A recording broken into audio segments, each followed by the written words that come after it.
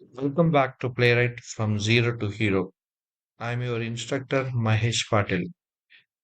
In this lesson, before diving into Playwright automation, writing locators, or interacting with buttons, I want to revisit some fundamental concept of DOM terminology.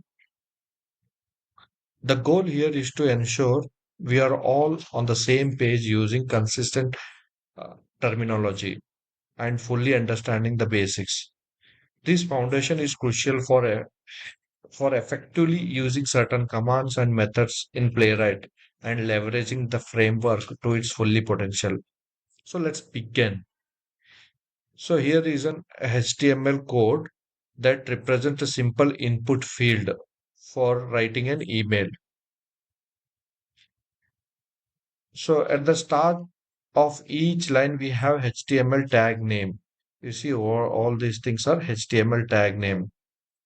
It's typically begin and ends with angle braces. So whatever these you are saying, it starts and closes with angle braces. So these are called as HTML tag name. This div, iframe, all these things are called body.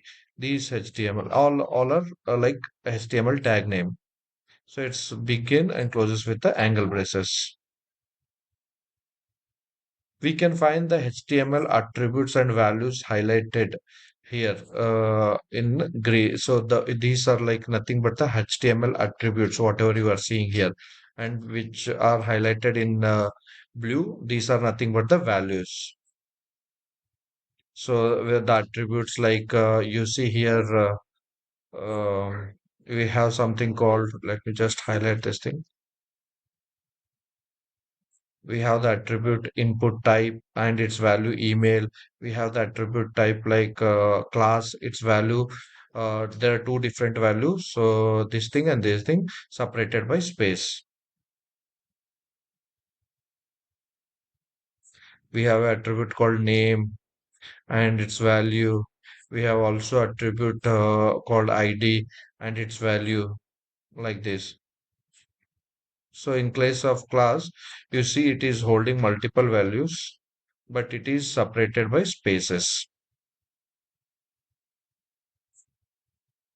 So when using frameworks like Playwright to locate the elements, you can use these class values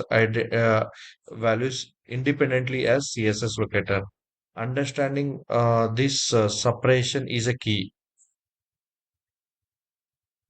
So let's take another example of a table. So here you see this is a table. I just inspected this thing. Let me just again highlight this part. You see it's a table. So whatever you are seeing under TR, it represents rows. TR is nothing but a rows. If I just highlight here, it is rows.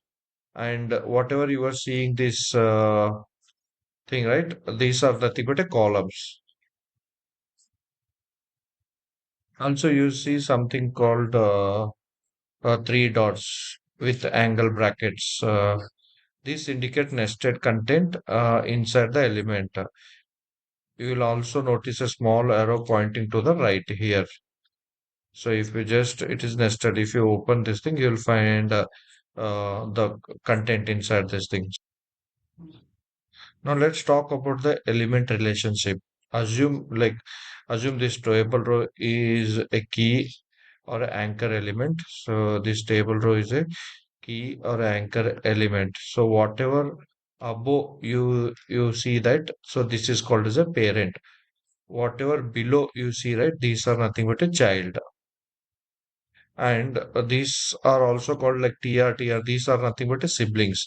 And whatever TH you are seeing, right? These are called as sibling elements. These TR, these are like child elements. So above this key element, whatever you see, this is nothing but a parent elements.